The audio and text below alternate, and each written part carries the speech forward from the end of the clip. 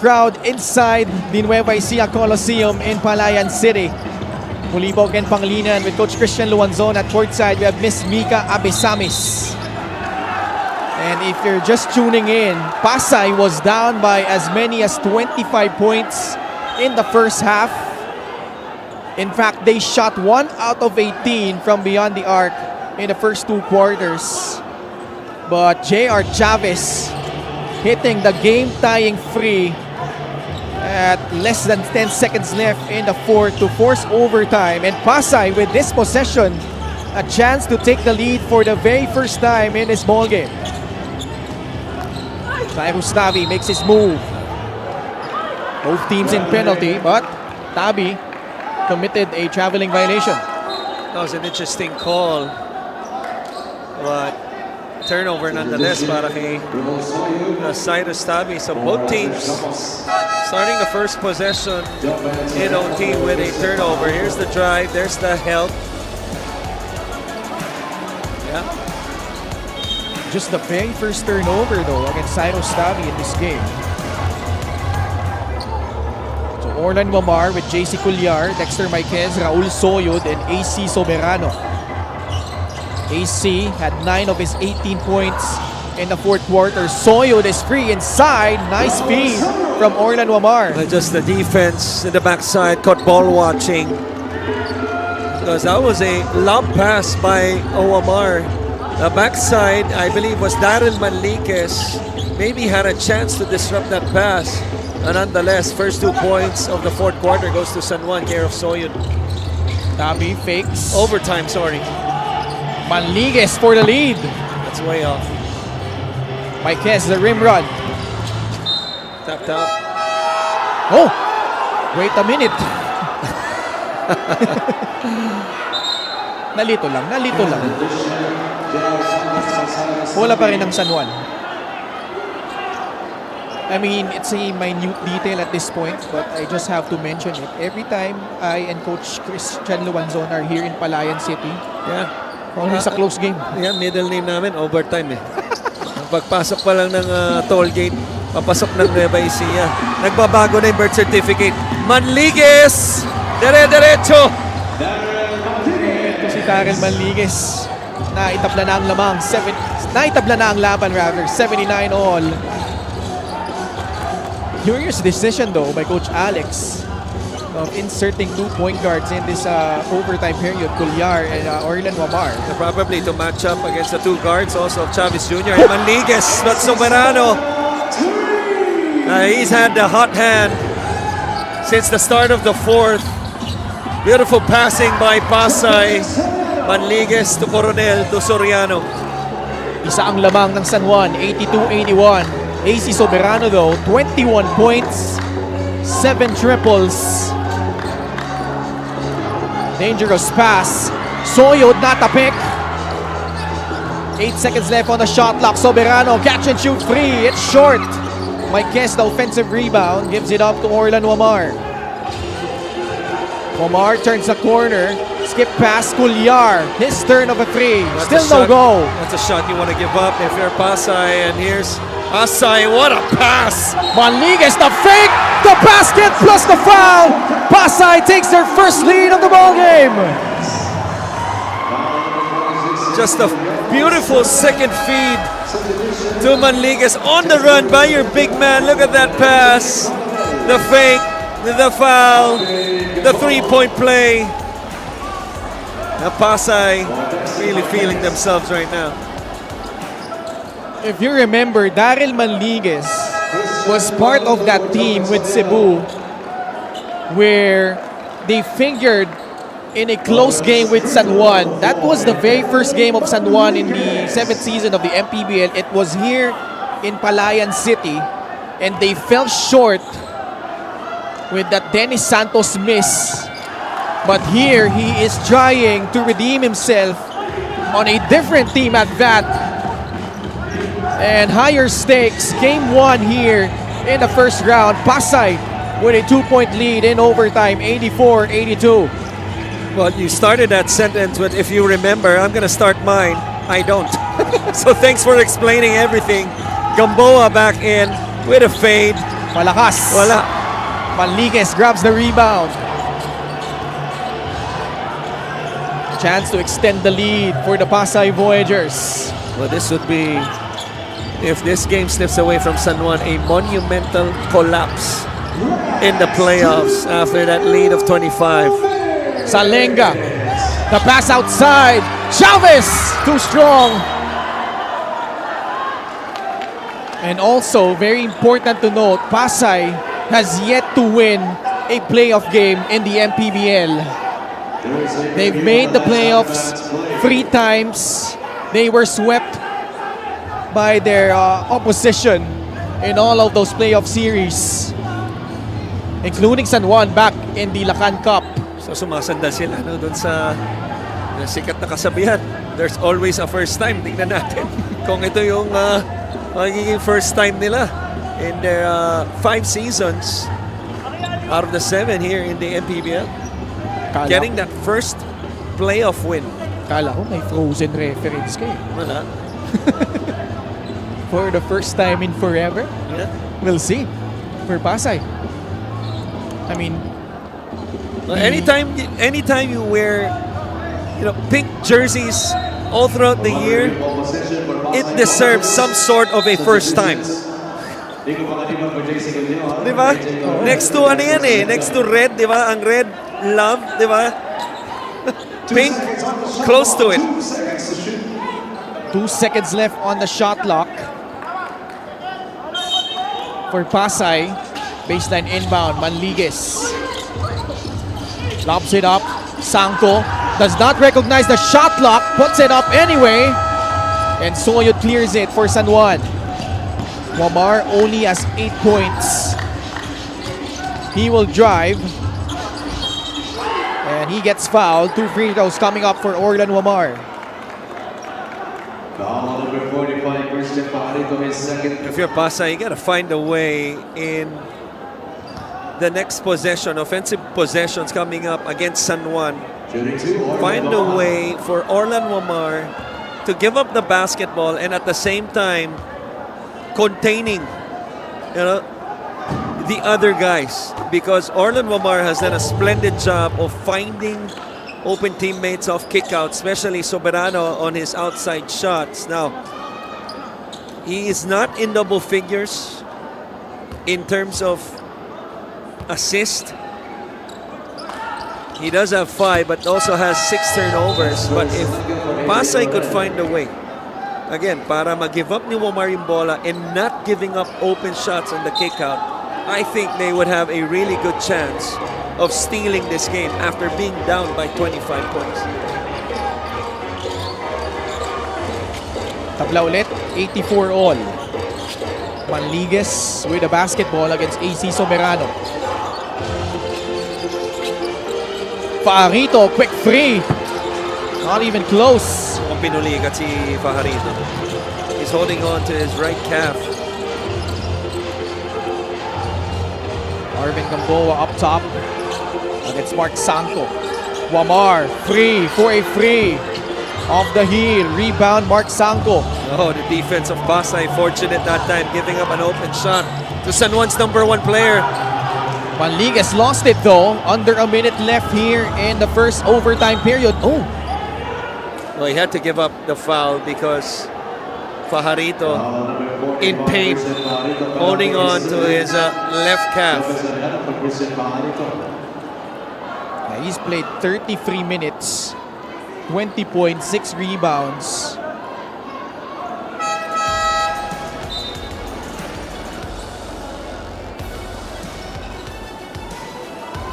My question is, what are the other 4 doing? Because he was already in pain, possession prior. Now, nung pagbaba nila ng opensa, because how Manliguez pushed the basketball from the backcourt to the front, that's a good no call para hindi into yung play. Kasi I don't think Fajarito was on the floor yet. Yeah. But for him also to give up that foul. But anyway, Missing the front end of his free throws, Orlan Wamar. uncharacteristically, especially in the clutch. Itong si Orlan Wamar to miss to miss a free throw. Coming into this game, shooting 81.3% from the line. Wow, back-to-back misses. Oh, But Soriano, unable to secure the rebound. Much to the chagrin of Coach Marlon Martin, who has his hands up on the bench. because he thought he got fouled. Well, let's see if they can make a big stop here or if San Juan can take the lead. What a block by Soriano. He makes up for that miscue. 38 seconds to go. Pasay with a basketball. No need to foul if you're San Juan. Babalik pa ang bola sa inyo as long as you get a stop and secure the defensive rebound. Chavez Jr. wants this. Yeah, you can sense it. Chavez can shake off Gamboa though. Manliguez with 5 on the shot clock. Pulls up for 3. It will roll out. Chavez grabs the offensive rebound. He will pull it back out. About a 5-second differential between shot and game clock. Gusto talaga ni Chavez eh. Way off though. 9 seconds left. Santo deflects it out of bounds and it will stay with San Juan. Timeout sila.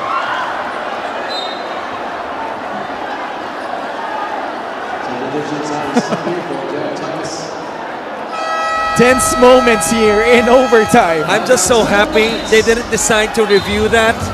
Okay? Because clearly the last touch was Emerson Oreta. Akala ko i-review pa nila. Timeout San Juan. Let's listen in to Coach Alex.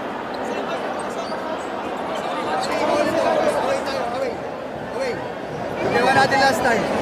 Ikaw to. Corner lang ako. Adyan ka na lang. Okay. Bigay. Baka yan, i-deny. Pwede ka mag-fake handoff. Okay, dito ka pumunta. Pero bigay natin kay Wami. Wami. 6 seconds yan ha. Mahaba pa yan ha. Drive hard. Okay, roll. And pop. Roll and pop. Okay. Pare, sa atin to. Dito away ha. Away. Babalik mo lang kay Wami ha. Okay, sorry. Bigay. Balik mo kay Wami. Dapat sa screen text. Mga illegal screen ha. Downhill. Okay. Diyan ka na lang ha. Mag-backdoor ka.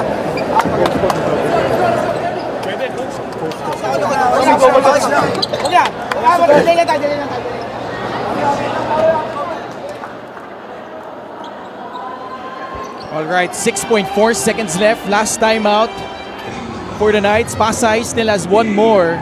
Do you sense something like a deja vu here? Because tulad ng pinakita no, ng ating production team kanina, this was exactly the case. What was that?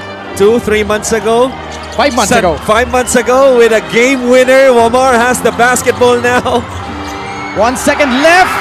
And Cyrus Tabi almost got it in. Not sure if it would have counted had it gone in. But man, we need 5 more minutes, Coach Chris.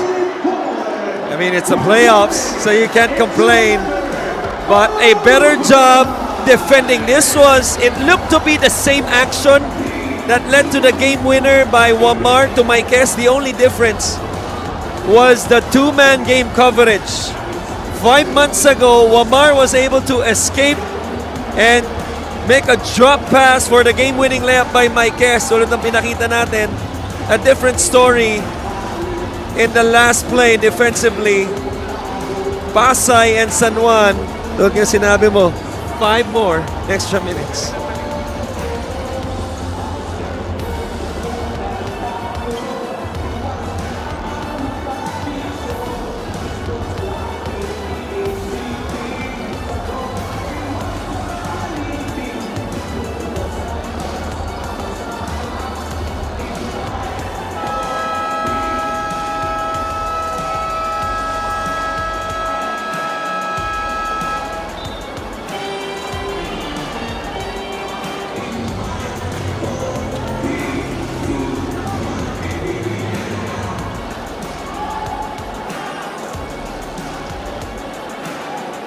Oh man, the Novo Encijanos have an early treat. A great appetizer for our main attraction tonight. Later on, JV Marcelino and the rest of the Nueva Ecija Rice Vanguards will defend their home court kalaban ng Pangasinan Heatwaves. Commissioner Kenneth Doremdes, Head of Security Rudy Distrito, Head of Operations Emer Oreta. And, 3 former players, you know, sanay na sa mga overtime na yung tatlong yun. Whether as an executive now or as former players back in their heyday. But we start the third quarter with PASAY getting the first possession and the first turnover. Wamar will be fouled. That's a hard foul. Yeah, and a hard foul too.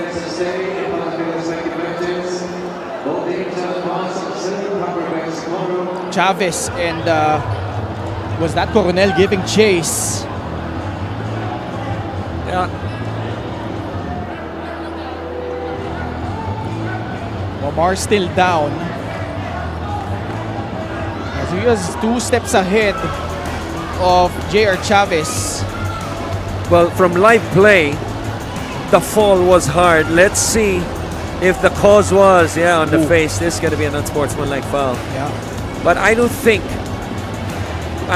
Coronel was going for the head. I thought he was trying to go for the ball. It just so happened. It's a normal foul. Just regular foul, yeah. Because there was no wind up. Yeah. There's usually a wind up if you're trying to go anything except the ball.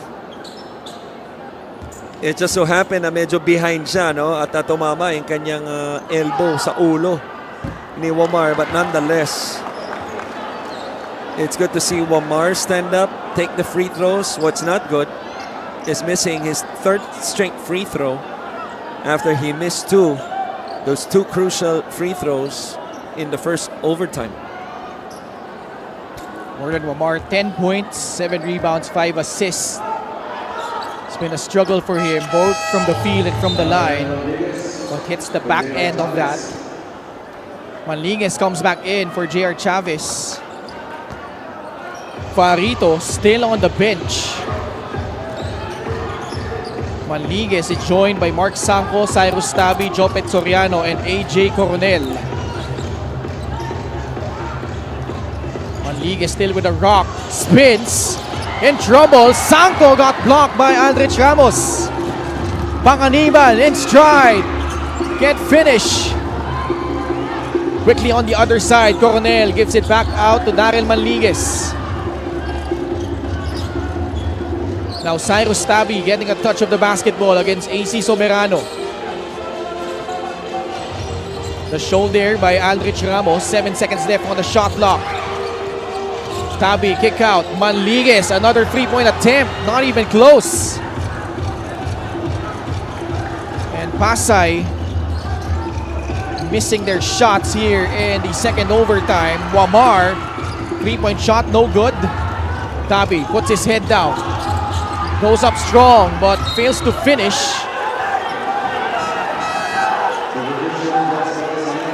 Coach Vic hot on the sidelines. He thought it was off Aldrich Ramos.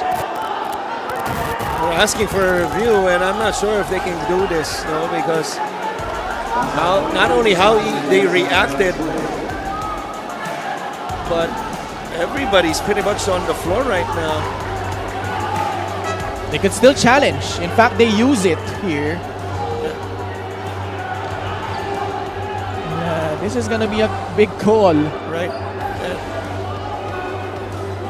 Obviously, when you're in the playoffs, maraming emosyon, no? Pero tingnan natin, no? Yung mangyayari dito sa review ng mga officials natin.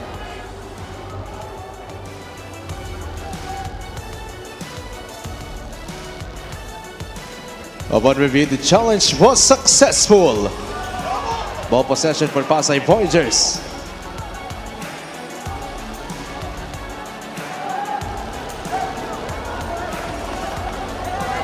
It's a successful challenge. So it will stay with PASAY.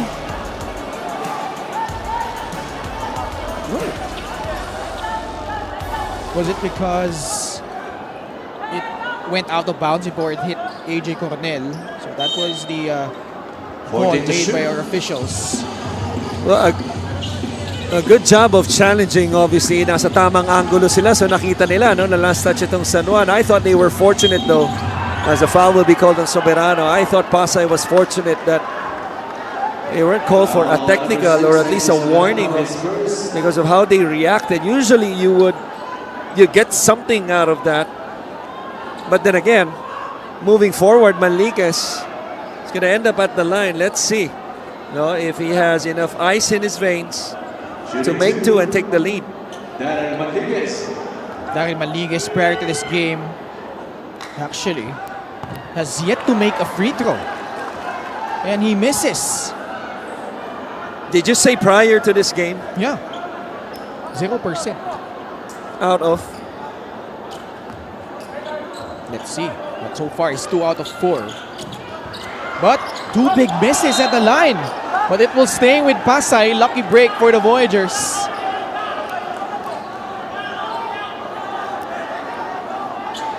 Not enough ice right there, but enough water to retain possession, if that makes any sense. Binalik na rin si Jasper Salenga.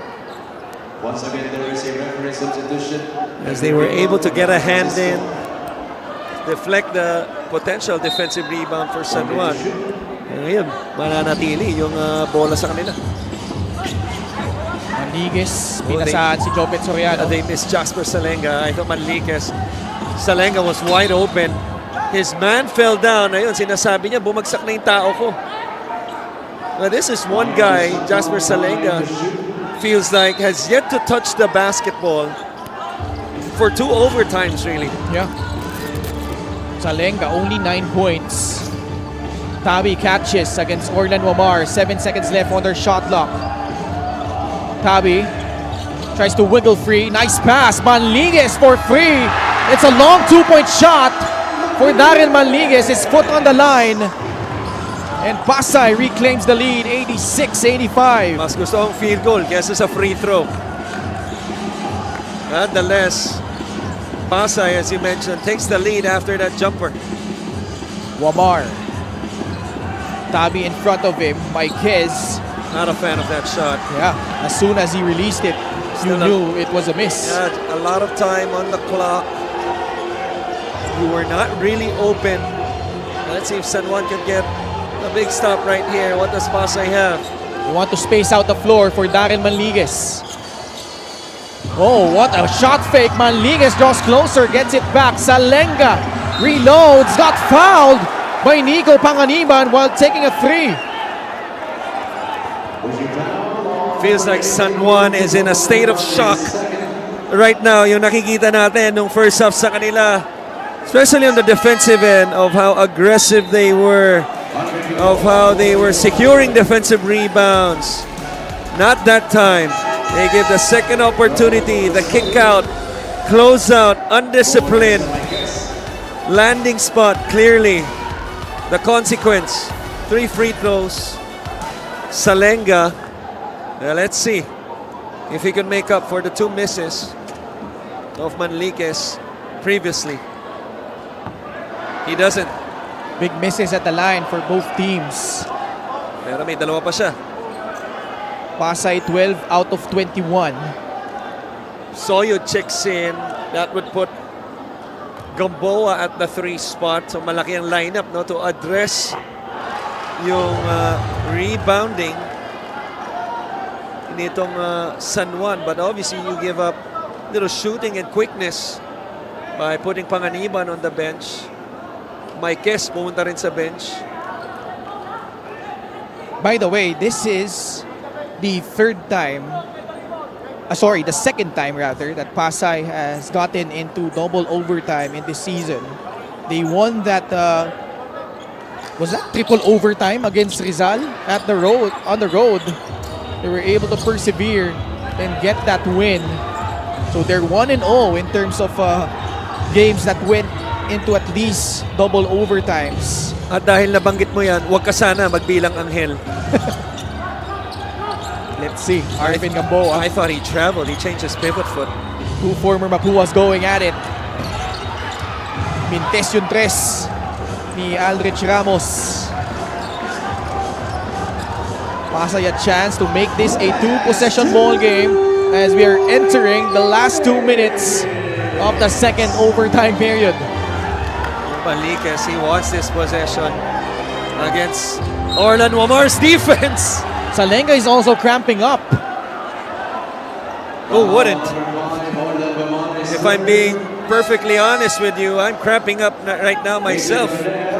With this 2 overtime and nakaupo lang tayo rito. Hindi yung legs yung nagkakramp sa'yo ha.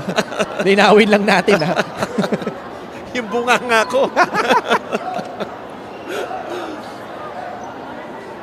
Salenga, Fajarito, both succumbing to cramps, and yet Pasay is up by 2. A chance to extend the lead to 4 if Manligues can make both. Gets the friendly roll on the first.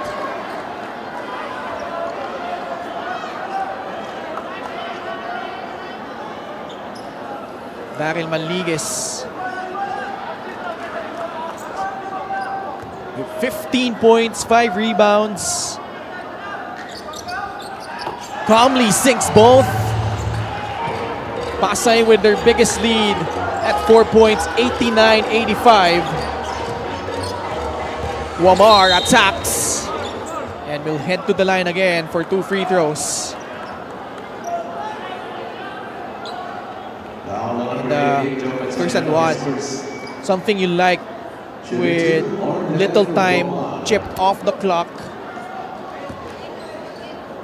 Coach Alex Angeles getting an early test here in the first round. Wamar sinks in the first. 89-86.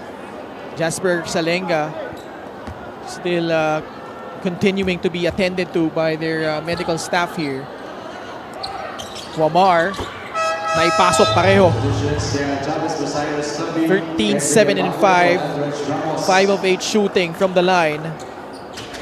JR Chavez will check in for Cyrus Tabi. Well, if Pasay pulls this one off, there's so many unsung heroes. And because Chavez Jr. was the one who set this game into overtime. Aaron Manligues scoreless in the first half. But it feels like every time he has the basketball, he's been in control of every possession except that one. Naagaw ni Orlan Wamar. Kick out. Somerano for the lead. It's good! AC with 8 triples for a total of 24 points. What a crucial turnover by Pasay. Instead of extending it to a 2-possession ball game, Chavez Jr. for the 3. Wala, another offensive rebound for Pasay. But instead, San Juan turns that turnover into a 3 on the other end to take the lead. Sangkong kick out. Chavez tries another one. It will bounce out again. Villapando with a rebound. Oh, that was a good look for Chavez Jr. 44 seconds remaining in the second overtime period. Both teams in penalty. They're gonna use Wamar as a screener. Babalik din ang bola sa kanya. Wamar fakes, drives, another fake. The pass to Arvin Gamboa who draws closer, got bumped. And Soriano giving up that foul. 31.4 seconds left. Dalawang bagay lang nakikita ko rito eh. Dalawang overtime na tayo and it's either players are holding their breath or holding their legs because of cramps. But this time, Soberano not holding that basketball too long. Catch, shoot, net. And this is a guy that really struggled shooting the ball to begin the season. AC Soberano. Tama. Tama ka dyan. Continue. Gamboa closing in on a double-double as well. And Soberano, correct me if I'm wrong, led the league last year in terms of 3-point percentage. Tama. There you go. Thank you. Akala ko talagang fatal na ang aking memory gap. May pag-asa pa pala. Lumalaban pa. Yes. Wow. Both free throws put in by Arvin Gamboa. Not normally an efficient shooter from the line. Coming up clutch here. Extending the lead to 3 points, 92-89. I'm surprised PASAY not taking a timeout. Still has one remaining, so I guess they have something designed here for Jasper Salenga. With that zipper action, he's going to take a three. For free, it will roll out. Soyo the rebound. They need to foul. 17 seconds to go. Wamar held on by Jopet Soriano. Salenga asking for a foul. He thought he got clipped on that attempt from beyond the arc.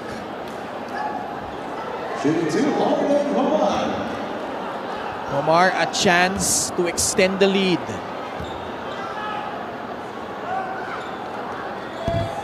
And he does. Has found his rhythm at the line. 6 out of 9.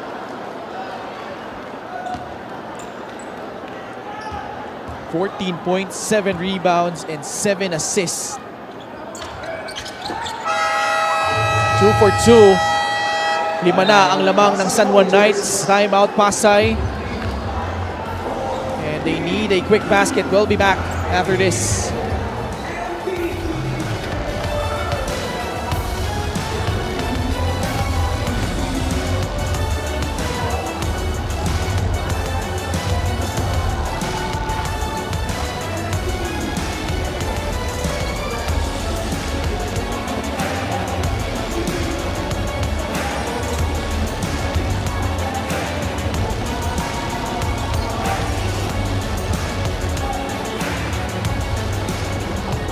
Bong Huevas in attendance, and the mission for them remains the same, is to add another banner at the top of the Nueva Ecija Coliseum amidst this really raucous crowd inside the Novo Ecijanos lair.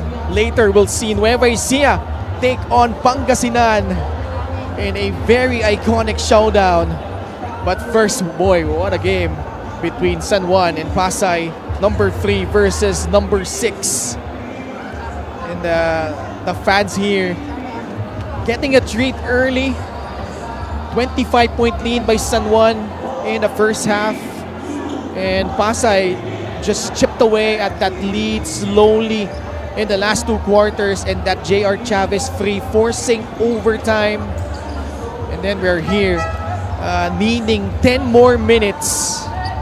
Not 1 overtime, but 2 overtimes here in Palayan City. But PASAY needs some sort of a miracle here. Down by 5, 15.5 seconds left. No more timeouts for the Voyagers. If you're Coach Alex Angeles, if you give up a basket right here, it's anything but a 3.